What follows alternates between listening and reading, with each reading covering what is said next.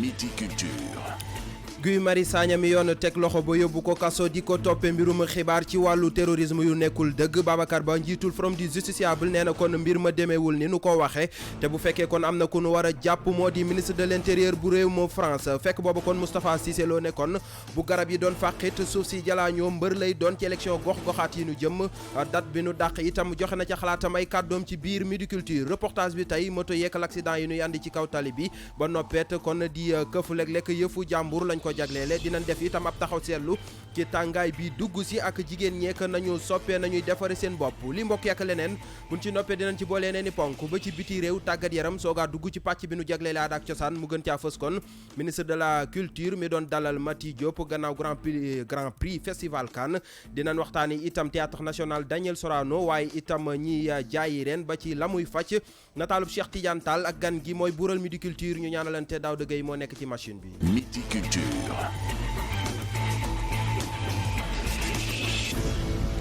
Midi Culture Serigne Saliou Seck moo ci feggoo Kati Ndiaye ñu am ci mbégte contentement bu mag di leen ko faram fàcceel Kati Ndiaye maa ngi lay nuyu.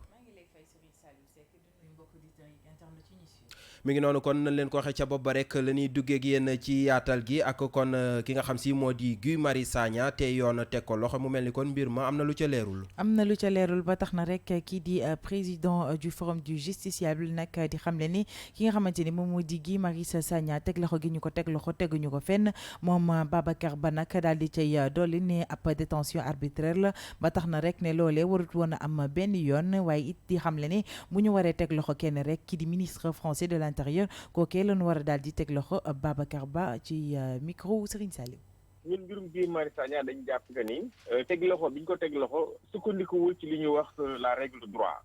parce que déjà nit ki boo koy teg loxo dafay fekk mu am lu ñuy wax un fondement juridique tey boo jëlee mbirum Guy Marius Sagna la lañ koy toppee li ñuy wax fausse alerte au terrorisme alors article boobu li muy wax dafa leer article bi dafa ni pour délit bi mën a constituer il faudrait que mu am benn information boo xam ni nit ki daf ko divulguer te bi muy divulguer information bi moom ci boppam xamoon na ni information bi muy joxe ni baaxul mais Guy Marius Sagna joxewul benn information deful benn divulgation Guy Marius Sagna jour bi waa FRAPP di def li nga xam te moom mooy seen point de presse Guy Marius Sagna nekkul woon sax ci biir salle bi Guy Marius Sagna ba pare nekkul ni moom mooy la personne morale bi nga xam te moom mooy FRAPP donc moom joxewul information relayewul information nekkul responsable bi nga xam te moom mooy mouvement FRAPP donc loolu kon da nga gis que ni téye boobu ñu ko téye dafa nekk téye boo xam ne wax dëgg yàlla sukkandikuwul ci dara mais également ñun bi ñu jàngatee li nga xam te moom mooy déclaration boobu waa FRAPP def déclaration bi amul benn information boo xam ne ñoom joxe nañ ko boo xam ni dafay firndeel que ni effectivement am na menace terroriste ñoom li ñu def mooy expliquer ay faits yoo xam ne daf fi jot a am maanaam benn ci fait ministre de l'intérieur Christophe bi nga xam te moo jiite ministère de l'intérieur bu France mais moom moo taxaw ne Sénégal terrorisme am na fi menace bi c'est réel mais kon kooku kay moo joxe information bi kon tey bi ñuy wax wala ñu teg loxo wala ñu bëgg a déglu ministre intérieur France boobu la ñu war a teg loxo wala boog foofu la ñu war a déglu. mu nekkoon Babacar Ba bu Forum du Justiciable ñu wax ci beneen directeur bi nga xam si sax moo jiite sénégalais yi nekk biti réew mu mel ni kon moom mi ngi défendre ñi leen di gouvernement bu Macky Sall. kooke Sori Kaba nag lay wuyoo ba tax na rek moom ñi nga xamante ne rek ñoom ñoo di immigré ya nekk ca biti réew nag ñoo doon ñaxtu jëm rek ci li nga xamante ne moom moo di seen jafe-jafe dundin foofu la ca biti réew waaye itamit ñàkkum gis député diaspora yi ca foofee nga xamante ne jàppale wu ñu askanu Sénégal ya fa nekk ba tax na moom mi le moo doon présider ab atelier goo xamante ne rek da doon boole ñëpp ñi nga xamante ne ci wàllu moom mi la ñuy yëngu Sori Kaba ñu teewlu ko. waaw ndaje tey bii dafa am importance dafa am solo ndaxte dafa am benn document bu ñuy wax politique nationale migratoire maanaam étranger bi nga xam dafa war a dugg ci Sénégal naka la fiy dugg see bu fi waree dëkk naka la fiy dëkkee sénégalais buy génn la muy fekki lan lay doon su demee foofu naka la war a comporter woo naka lañ ko war a intégrer ainsi de suite ainsi de suite ainsi de suite donc document boobu dañ koo tënk ci këyit ba pare.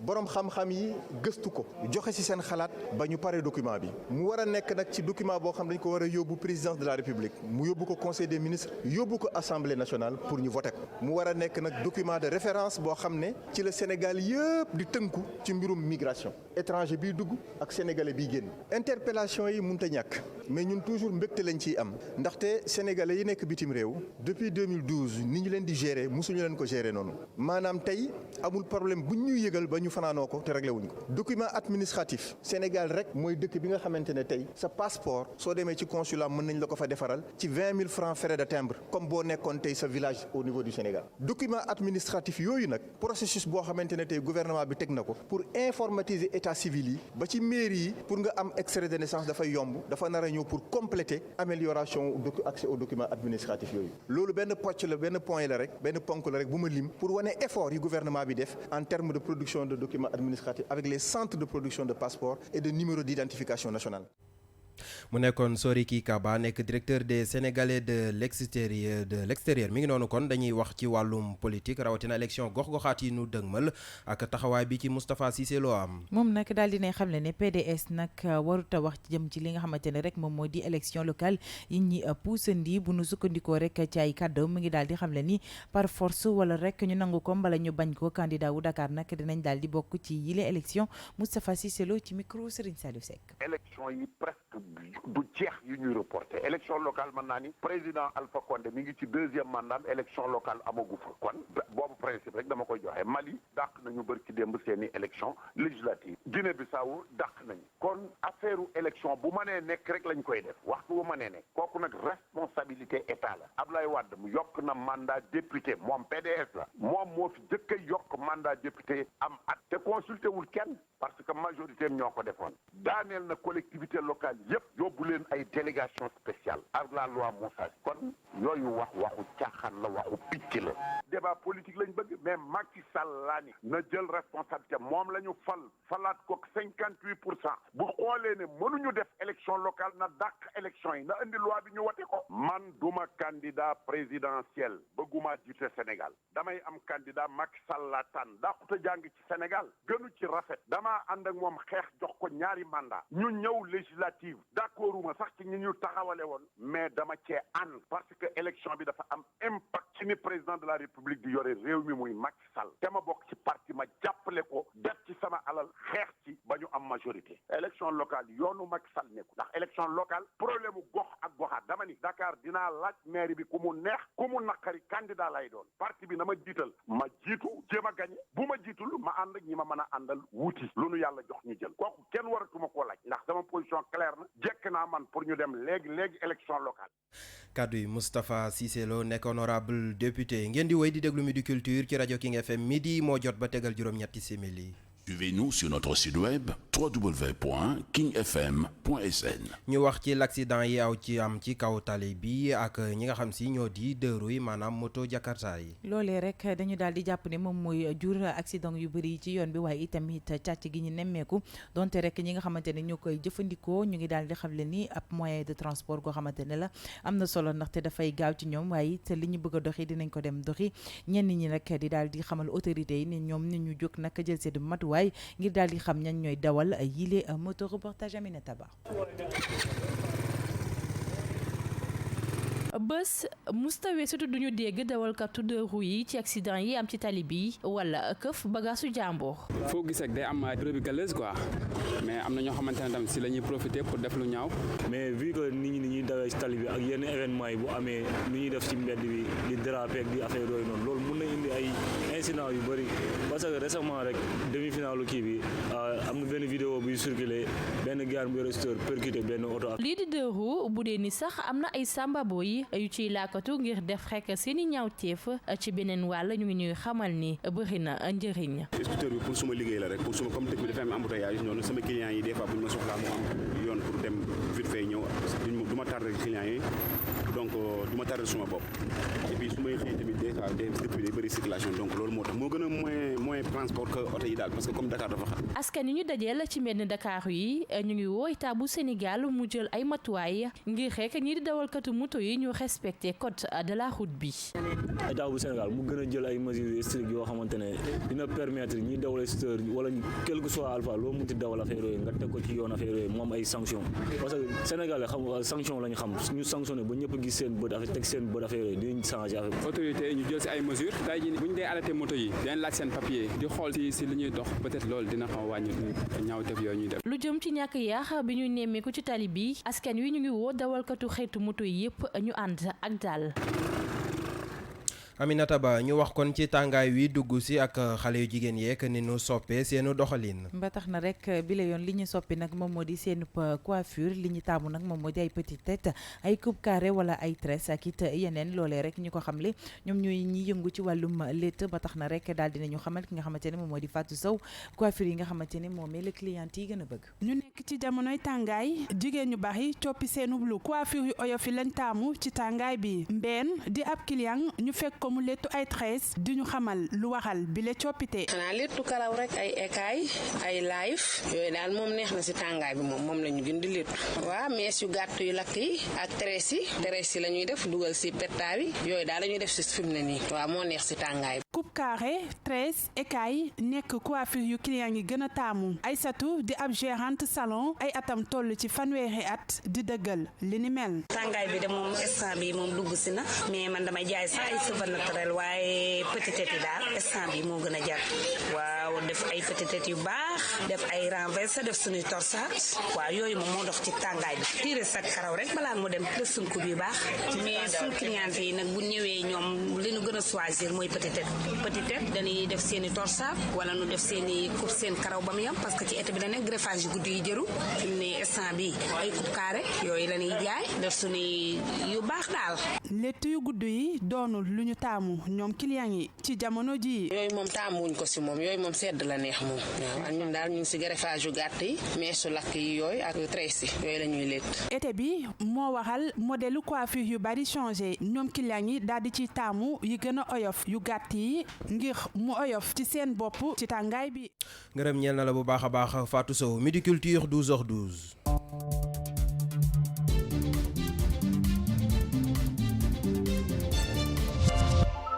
bàkk boobee kon xibaaru biti réew yi lay yëgle ak ñun ci studio bi Kumba Ba maa ngi lay nuyu. maa ngi lay fay Serigne Saliou nuyu naa kat yi auditeur ak internet yu King FM. maa ngi lay fay Kumba Ba ñuy tàmbali ko foofule ca Algérie jamono ji nag li ñu bëgg moom moo di wàññi làkkum français bi ci seen université gën faa yokk làkkum anglais. ba fii kon langue administrative yi maanaam langue yi nga xam ne moom la ñuy jëfandikoo ci wàllu liggéey ba fii nag arabe la woon ak français waaye jëwriñ di ñu dénk wàllu njàng mu kawe mi foofee ca réewu Algérie daal ay ayubés ngi nii mu doon xalaat naka la ñuy def ba génnee français bi ndax moom li mu jàpp moom Tayeb Bouzid mooy ne langue français bi amalu leen benn njariñ ba tax mu sàkku ci askan wi daal ñu ànd ak moom ñu teggi ko fa remplacer ko ak anglais bi ci noonu sax ci semaine bi jot na jël ay décision ndax li nga xam ne moom mooy document officiel yi seeni en-tête kon ñu ngi leen di bind ci kàllaamay arabe ak it anglais waaye tamit lancé na benn sondage ci réseaux sociaux yi ndax nee na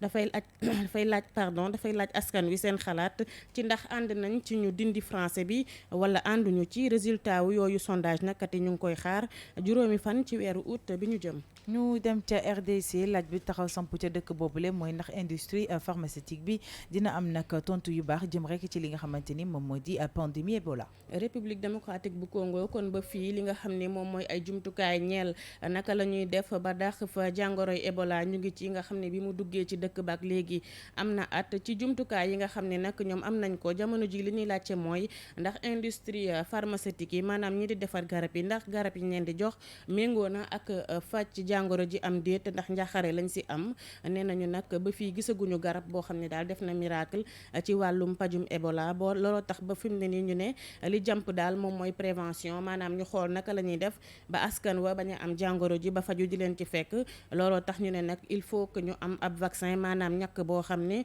dañ koy ñàkk doomu aadama yi ba jàngoro ji du leen dal ndax pandémie bii di Ebola bi mu tàmbalee dugg ci réewi Afrique sowu jant ci atum 2014 jàpp 2016 la woon ba fii nag faat na lu ëpp fukki junni doomu aadama ndax li nga xam ne mooy jumtukaay yi sunu fajkat yi am daal dafa méngoowul benn yoon ak li nga xam ne moom mooy saafara jàngoro ji. ñu jeexalee ko ca Mexique ak li nga xamante ne moom mooy di VIH sida gis nañ ni rek ñoom ñi lee am nañ nag lu ñu xeexee bile feebar waaye nag jamono ji li nga xamante ne rek moom mooy di jafe-jafe yi mooy negam dinañ ko mën a implanter foofu la ca dëkk ba. kon fukkeelu conférence scientifique internationale bi ñeel wàllu sida moom lañu amal ci ay bis bi foofee ca Mexico ko juróomi junni chercheur ak scientifique yu bàyyeekoo fépp ci àdduna bi ñoom ñoo fa daje nag doon fësal résultat yi nga xam ne am nañ ko ñeel xeex jàngoroy sida nee nañ daal ci atum 2018 bi ñu génn kon sida faat na fa lu ëpp 770 000 personnes te ñi nga xam ne am nañ ko it ëpp na million ak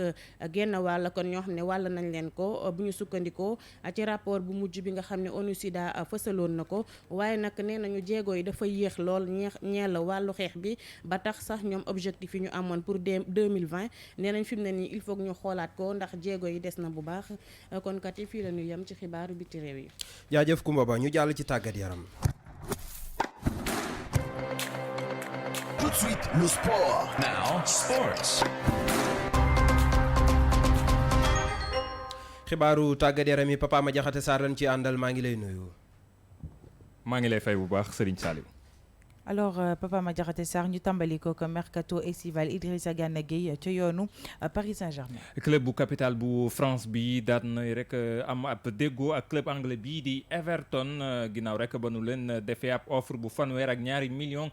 ci ay euro ay média yu bari yu nekk ci Europe ñoom ñoo joxe xibaar bi dem sax bay wax ne milieu terrain bu Sénégal bi di Idrissa Gana Gueye moom ko moyul fii ak ay bés bi ñu jëm dina dem foofee ca Paris ngir def visite médicale am ñu xool yaramam naka noonu it mu daal di xaatim ab contrat am ci fàttali nag du bi yoon mooy bu njëkk kii di Idrissa Gana Gueye Paris Saint-Germain di ko bëgg ndax weeru décembre rek xaw tuut mu daal di fay dem waaye ñàkk déggoo diggante Paris ak Everton moo waral lu ni mel amul la. nomination wu sénégalaise bi di Fatmatou Samoura ca li nga xamante ne rek moom moo di CAF bi nag du ñëpp la neex. du ñëpp la neex bokk na ca Moussa Bility bokk ca comité exécutif bu confédération africaine bu football jiite woon it fédération bu Libéria bu football moom sax xam la ne ni dina dem clamé ji ca kanamu tribunal arbitral bu sport gile dogal ngir rek ñu daal di koy neenal dogal gi di lanu tabb Fatma Samoura ci biir confédération africaine bu football Moussa Bility la muy ñaawlu mooy loxo gi nga xam ne waa FIFA dañu ko bëgg a teg ci kaw CAF mu jàpp na loolee du dëgg du yoon ci fàttali nag Fatma Samoura nekk secrétaire général bu FIFA ñu ngi ko tabboon délégué général bu FIFA ci Afrique ci weeru juin gi ñu weesu moom nag ñu joxoon ko ab juróom benn weer ngir rek mu daal di saytu liggéeyu CAF dimbali leen it ngir ñu mën a gën a ñoŋal seen i statut juridique ak seen gouvernance fiscale. ñu jeexalee ak lomb combat Eumeu Sène Modou Lo ñeenti fan rek des laata bile combat di am ñi nga xamante ne rek ñoom ñoo di organisateurs yi ñu ngi daal di xam leen ni jël nañ mesure yëpp. jël nañu mesure yëpp moo xam ci wàllum kaaraange la moo xam it ci wàllum organisation jëm ci taskatu xibaar yi démb la ñu demoon ca stade Léopold Sédar Senghor ngir nemmeeku bërëb ba nga xam ne moo war a dalal combat bu mag bi le dimanche ñaar fukki fan ak juróom-ñett ci weeru juillet 2019 ngir am ci ay gën yeneen leeral ñu teewlu ci Moustapha Diop di président directeur général bu Hockey Africa di ki nga xam ne moom moo rek initié bi le xew-xew. bu ñu waxee télévision tant de personnes lañ koy accrédité rajo tant de personnes site tant de personnes ñu comprendre ñu parce que bu ñu bëggee li ñuy def mu propre rafet ñëpp mën si jot il faut ñu limiter accès yi wala bu accès yi lu mu bëree bëri parce que public bi nii du ñu yàq pourtant ils sont bu yàlla defee jàmm ils sont plus de 50 000 donc presse bi mënuñu nekk 100 wala 150 mën ko yàq problème wu ku nekk yem fi nga war a yem la def li nga war a def jàppale sa bopp jàppale kii ñi nga xamante ne ñooy organiser pour man loolu la jël nañ disposition sécuritaires yi nécessaire la police était là la gendarmerie les sapeurs pompiers ak télévision yi nga xamante ne ñoom ñooy partenaires yi donc li si des mooy ñun comme on a dit billets yi dina disponible à partir de demain si point de vente yi ñu ko def yëpp mbër bu nekk ñi ngay àndal vous êtes le lutteur y compris vous êtes 18 mooy le lutteur son encadreur son manager ak 15 ñi koy accompagner si ay tuusam ak ñu yore cumbukaay ils sont au nombre de 15 donc mbër yi 18 la duñ ko passé seen batterie 15 batteurs 15 sabar amul accompagnant 15 batteurs 15 sabar donc mbër yi noonu lañ leen defee non je pense que au total on va atteindre les 1000 éléments police et gendarmerie mais loolu du nekk loo xamante ni stade kese la parce que fii ba presque Rufisque sécurité bi da koy jalonné tous les commissariats yi nekk ci zone bi dañ leen jël en compte mu nekk gendarmerie mu nekk police ku nekk dañ la jox mission ay mission yu clair mu nekkoon ay kàddu ko Moustapha Diop mi nga xam ne moom moo tëgg rek combat bu mag bi dox diggante Eumeu Sène ak Modou Lo fas yéene am dimanche gi ñu jëm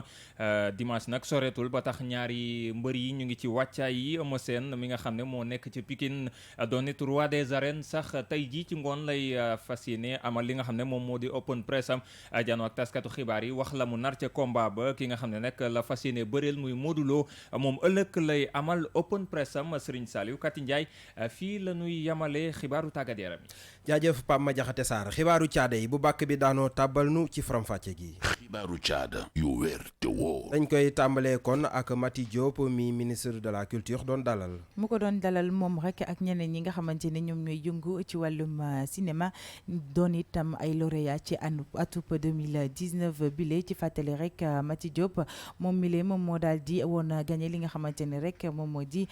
benn raaya jëm ci festival de Cannes ak filmam bile di Atlantique ñu doon daje niki dimb ak ministre de la culture Abdoulaye Diop Ndeye Mati Dieng moo ñu fa teewaloon. Mati Diop ak filmam bi di Atlantique ginnaaw bi ñu gagné grand prix du festival de Cannes ci 72e édition bi ñibbisi nañu Ndakaaru démb ministre de la culture recevoir na leen moom ak yeneeni cinéaste yu jot prix ci atum 2019 bi Abdoulaye Diop ministre de la culture. Je félicite l'ensemble de ces cinéastes. maa ngi félicité cinéaste yi fi teew yëpp rawatina ak Mati Diop ci prix yi mu jot cinéma Sénégal tàmbali na jot place am lii occasion la nag ci ñun ñëpp ñu def suñu kéem kàttan ba Sénégal nekk dëkk bi raw ci wàllu culture rawatina ak cinéma damay féddali fii ci seen teewaay engagement wu état ci jàppale développement wu cinéma. Le développement des activités culturelles. Mati Diop borom Atlantique am mbégte bu rëy. jërëjëf Cinécap jërëjëf ministre de la culture ci ni ngeen ñu teeroo kontaan nañu ci ñëw jébbal leen prix bi nga xamante ne ñun ñëpp ñoo ko bokk li tax nag ma taamu tourné ko fii ci Sénégal ak tamit ci wolof dama bëggoon rek mu nekk film boo xam ne Sénégal moo koy moom ndax prix bi ñu gagné méritu Sénégal la. Cinécap mooy ki produire film bile Omar Sall di njiit gi ne ndam lu rëy la ci Sénégal. yàlla may nañu ñu mën a xalaat jël film ñu tourné ko Sénégal tourné ko Thiaroye ak ay acteurs actrices yoo xam ne mosuñu sax liggéey yàlla may ñu dem yóbbu ko dëkk bu mel na Cannes nga xam ne ñaar fukki at ak juróom-ñaar Sénégal dëggu fa tànkam nijaayam moo fa mujjoon di Djibril Diop Mambéty tey ñu dem fa li manqué woon nijaayam mu indi ko mu indil ñu grand prix mais li mu tekki mooy grand prix boobu mësta am si Afrique muy bu jëkk ndamay jigéen la. Mamouri Thioub kenn la itam ci lauréat yi ministre bi dalal. film bi ma def c'est sur les Thioubalo mooy nappkat yi nekk dans la région du fleuve long métrage documentaire la am na ay festival yu ko wone mais ba tey wone guñ ko Matam moo tax ma ne ministre bi na ma si jàppale pour que man ma mën a dem yóbbu ko foofu. Mati Diop di xamal nit ñi ne filmam bi di Atlantique dinañ ko teg Grand Théâtre ci weeru août bi ñu jëm buñ ca noppee teg ko ci salle de cinéma yi. Ndeye Mati Dieng ñu wax ci leneen ak kon découverte jëm ci théâtre national Daniel Sorano. mu nekk benn salle théâtre bu nekk file ci Dakar nag lii di théâtre national Daniel Sorano nag jot na am rek ay représentation yu bëri yu fam lu ci mel ni ay ballet national ay pièces de théâtre waaye tamit ay concert yi nga xamante ne rek wéykatu sénégalais yi dañ ko fay def may mën a ñing. mi ngi noonu kon élément boobee jëm ci Maimouna Gningue doon defal faram-fàcce li nga xam si moo di théâtre national Daniel Sorano dinañ ci dellu si waat wala sax yemb nañu teewlu ko moom Maimouna Gningue.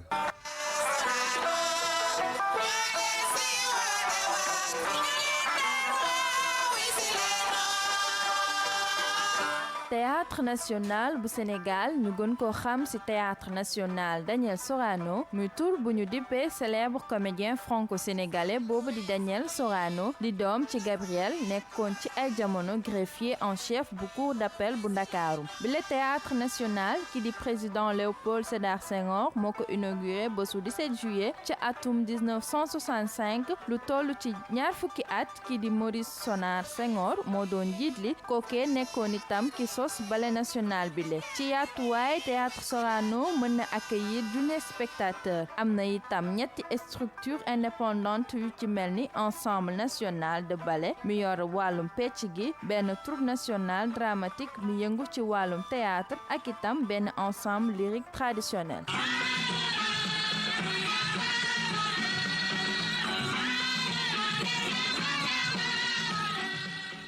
Maimouna Gningue ñu wax ci ñi nga xam si ñooy yëngu ci wàllum jënd ak njaay ren. ñooñee rek dañu daal di seetlu ni askanu Sénégal nag dañoo bëgg di jëfandikoo li ni mel jàpp rek ne loolee sax moom moo gën li nga xamante ne moom moo di médecine moderne bi am na ci ñoo xamante ne nag ñu ngi daal di xamle ne jëfandikoo reen yi nag mën naa jural ay lorange ñi nga xamante ne ñoom ñoo koy jëfandikoo reportage Aminata Ba. am nañ fi ay garab pour hémorroïde pour ndoxu siti pour góor ñi am nañ fi ay garab aussi am nañ ay garab pour ballonnement corps chaud waaw. xeetu garab yi yëpp dañuy faj ay feebar yu bëri ci bu ñu sukkandikoo ci jaaykat bi di woo ci turu Abdourahmane Diouf di dëggal ne tamit jaay bi mu ngi dox bu baax. garab yi cherul bouteille yi ñuy joxe pour ndoxu siti 1000 francs la cherul client yi ñu ngi sant alhamdulilah ñu ngi ñëw bu baax. soxna si ak góor gi ñu wax a toll ci juróom fukk ci ayaat dañuy jëfandikoo garabu olof yi ngir faju. man de mos naa kaa naan nag ndoxu siti bi daan naa sama oom yi moo doon metti sama tànk di tàng jër ma ka naanee arrêté na. baax na trop faj ñoo ma faj amoon naa hémorroïde ñoo ma jox garab ma naan ko ma am wér gu yaram bu baax a baax. wuti lool ak Fatou Ndiaye mi nga xamante ne du jëfandikoo yi la ren ndax day bañ rek mu indil ko ay jiixi jaaxa ci wér gu yaramam. lu ma ko faral di jël àncang ma dem pharmacie parce que xaw ma dosage bi te ñi koy jaay ñu si bëri xam ñu dosage bi dañuy takk rek jox la mais soo si jëlee lu ëpp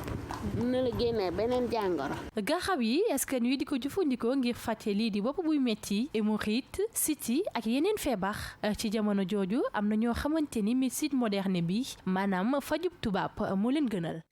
Aminata Ba beneen découverte tey tamit ñu tase ak Pape Demba Seck. mu nekk rek ab peintre goo xamante ni ma nga dëkk foofu la ca Pikine Icotaf jot naa bokk nag ci ay exposition yu bëri yu doon am file ci Sénégal li nga xamante ne rek loolee la bëgg moom moo di nit ñi xam liggéeyam fépp ci àddina bi Papa Ma Jaxate sax mu ñu defal découverte bi. mbëggeel gi dox diggante Pape Demba Seck ak lii di peinture ci ba muy ndaw la daal di tàmbali ginnaaw ba mu amee woon xarañteef loolu ci lii di dessin. depuis ba may nekk xale laa commencé di dessiner di màggaale loolu noonu songu peinture bi di ci fond ba vraiment gis ni yàlla am na lu ñu ci may quoi te war nañ mën a def lu bëree bëri ci peinture quoi naturellement la ci dikkee quoi don la ci ñun daal en plus mosuñoo dem école des beaux-arts mosuñoo def benn formation ci loolu noonu. ngëm-ngëm doon principale source d'inspiration bu ndaw li fekk baax ci Pikine Icotaf waaye du loolu kese. su côté portrait laa liggéey lu bëree bëri personnage yi laa liggéey ci côté diine ji par exemple lu mel ne ay Serigne Touba wala ci yenn révolutionnaire wala gars yi nga xamante ni dañoo apporté lu bëree bëri ci àdduna bi quoi ak ñi nga xamante ni dañ doon bañ pour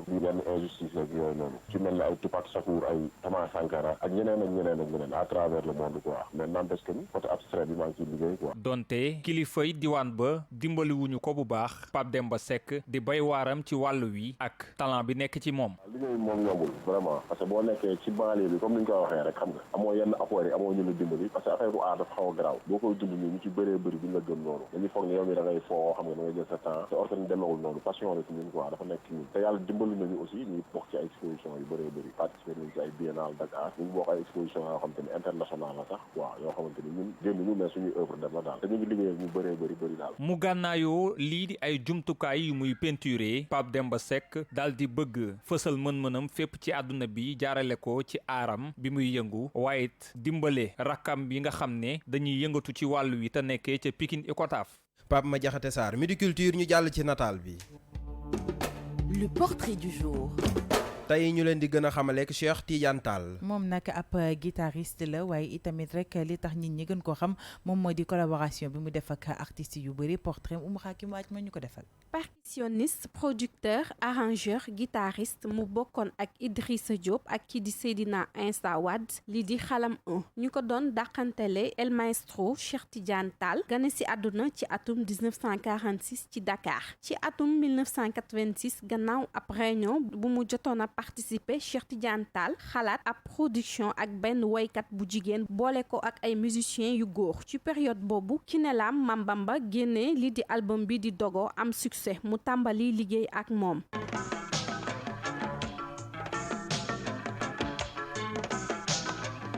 mu liggéey ak ay artistes yu bëri yu ci mel ni Adja Xaar Mbay Adja Jaal Mbaay ci woyam bile di Fawad Wele Kumba Gawlo ci Yomale Fatou Guewel Diouf ci Cheikh Ibra Fall ak yeneen artistes ci atum 1975 moom ak ay xaritam mu génne album bu am 6 titres 15 ans après groupe bi di Xalam 2 ñëwaat ak benn album bu bees bu ñu dippee Waxati ñu ànd ci ak ay kàngam yu ci mel ni Youssou Ndour Kumba Gawlo Baba Mal Thione Seck Ismaïla Ismaïla Lo Pape Diouf Viviane Ndour album bile ñu boole ci li di afro jazz mbalax sabax musique mandeng bugarabu ak yeneen sonorité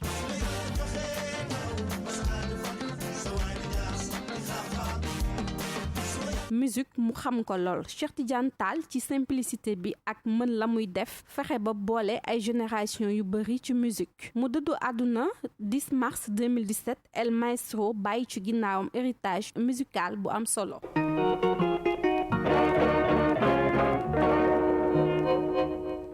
jaajëf Oumou Hakimo ci Midi Culture ñu jàll ci gan gi. Midi Culture ganu xibaar yi. ñuy dalal Adolphe Gomis. mu nekk rek ab artiste rappeur auteur compositeur mu ngi dellu si waat rek di wax ci li nga xamante ni moom moo di aaram tànneef gi nga xamante ni moom la tànn jëm ci wàllu musique bi muy def ak it culture bi waaye itamit li nga xamante ne rek moom moo di ay projet entretien bi mu ngi ko def ak Dissa Préra.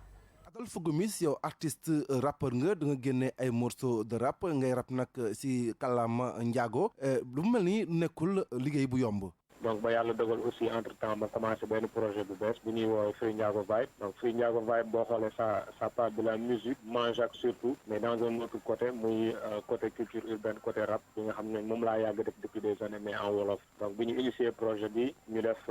Free Ndiago Vibe 1 ñu defaat 2 defaat 3 defaat 4 ñu gis ni vraiment am na benn engouement am na aussi benn attachement bi nga xam ne tey njaago àdduna bi yëpp gis nañ ci seen bopp donc si la ñu soobu ci wax ni dañuy liggéey léegi autour d'un album boo xam ne sera 100% rap manjaak son yi yëpp ce sera des sonorités yoo xam ne c'est des sonorités manjaak de la culture manjaak laa mën a wax et puis aussi les textes ce sera des textes yoo xamante ne lépp dañ koy bind ci suñu làkk muy njaago bi nga xam ne moom la ñu nàmp quoi. Adolphe gis nañu ko ci culture manjaak ñu bëri xamuñu ko waaye bëri na ay sonorités yoo xam ne am na trop importance tey nan ngeen fas yéene taxaw tey def ngir mën a wane sonorités yooyu à travers le monde. Américo déjà mën naa wax ni moom bokk na ci artiste njaago yi ñu gën a xam parce que tey au niveau du Sénégal boo waxee mbalax njaago ñëpp xam nañ ko ba ci ay morceaux yu mel ni ci yi mu def donc même au niveau de la Guinée-Bissau aussi c'est l'une des stars de la musique Guinée-Bissau guinéenne donc ñun aussi ñu jàng ci moom mën naa wax ni motivation bi ñu am yëpp ça vient de lui mais là on est dans un autre registre boo xam ne on ne parle plus de la musique manjaak kese mais dafa am précision mu ñu ciy def mooy du rap parce que ñun on est des rappeurs on est dans la culture urbaine on est dans le hip-hop donc à un moment dañu toog ñu ne bon boo xoolee Sénégal méthode bi ñuy defee rap mooy il faut impérativement nga làkk wolof pour nit ñi mën la saisir alors que tey ñun on vient avec notre culture on vient de quelque part dafa am leen lu ñuy représenter pourquoi aussi waruñu mën a woon njaago yi wala woon sénégalais yëpp ni c'est possible de rapper tey en manding c'est possible de rapper en balante c'est possible de rapper en manjaak donc soo xoolee tey ci rap Sénégal bi y a plein de manjaak am na ay njaago yu ñu mën a citer am na Dip yi nga xam ne il est très connu tey c'est l'un des stars de cette musique sénégalaise donc tey su fekkee tey dañuy def rap comme wolof yi ni ñu koy defee wala comme soose yi ni ñu koy defee est-ce que ñun tey ñi nga xam ne ñoom ñooy suñuy mbokk di ay njaago di xaar ku leen waxal est-ce que message bi du des suñu diggante ak ñoom donc c'est sur ce sujet là ñun si la ñu lancé wu mais ñun aussi on va essayer vu que tey culture urbaine y a beaucoup de jeunes qui se retrouvent là-dedans donc ñu ne aussi wala ñuy rap en wolof kese mais dañ ci laaxaale tuuti rap njaago bi muy dem ba nga xam ne tey àdduna bi dinañ dem ba commencer reconnaître ni njaago yi de ils sont bien présents dans la musique ils sont bien présents dans le rap donc défi bi loolu la. Adolphe c'est quoi les perspectives aujourd'hui? waaw bon ci pour man daal musique moom loolu la mooy déjà ñi il faut que artistes yi di def ay affaires ensemble ça permet aussi di gën a élargir public bi donc man personnellement mën naa wax ni sama activité yëpp tey c'est valoriser la culture manjaak valoriser la culture casamançaise surtout donc def nañu benn mixtape boo xam ne ça s'appelait Dikapin ñu def ci des morceaux yoo xam ne c'est mix wolof manding un peu manjaak mais cette fois-ci on est venu avec un autre projet boo xam ne différence bi mooy c'est du 100% rap manjaak donc perspective bi mooy on est en train de préparer un album pour une première fois dans l'histoire de la musique sénégalaise laay wax un album boo xam ne c'est 100% du rap manjaak ñu koy préparer pour le 7 septembre lay nekk donc xam naa ni peut-être gars yi dinañu xaar yenn featuring yi et tout mais je pense que dina nekk ay surprise am na ay featuring yi ñu ci def mais pour ay artistes yoo xam ne ils sont dans la musique di rap bon jotuñu am possibilité wu def ay featuring avec des rappeurs qui sont manjaak parce que peut-être rapper en manjaak ñu bëri dañuy wax ni c'est pas évident parce que vu que gisaguñu kenn di ko def et puis làkk bi tamit jeunes yi tey ñu bëri maîtriser wuñu langue boobu noonu pour mun di ci bind ay way di ko rap donc loolu moo tax mu xawoon jafe tuuti. Adolphe Gomis merci ñu fàttali ko également que tu es artiste rappeur et da ngay rap en langue manjaak tey nag yow yaa nekkoon invité Midi Culture. jaajëf yow tamit Dissa Préra doon dalal ganu Midi Culture ñu jeexale kon jotaay bi kat yi ak wàllu musique. wàllu musique la ñu koy tëjee tey nag wéy bi leen jagleel moom moo di Janni bu Jogal Saro génnoon ci atum 2015.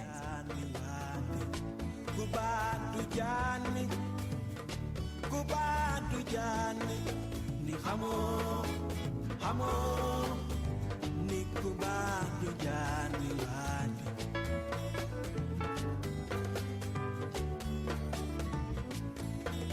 sula janenga ne bahu waju batu jani hamo mi ngi noonu kon mbokk yi foofee la ñuy yam ak yéen ci Midi Culture di la jaajëfal bu baax a baax Kati Ndiaye. maa ngi lay jaajëfal bu baax yow Serigne Saliou Seck di jaajëfal mbokk auditeurs yeeg internet yu ñu doon suivre di leen jox dig daje suba incha allah ci Midi Culture. ngërëm ñeel na bu baax a baax tamit Daouda Gueye mi nekkoon ci xarale gi nekkoon tamit ci production bi digital Yacine Pouy lu mooy loolot maa ngi jaajëfal képp ku jàpp ci réalisation Midi Culture ba mu yemb léegi Baye Cheikh mooy ñëw wëyal King Feeling mbokk yi yàlla na jàmm yàgg. Midi Culture.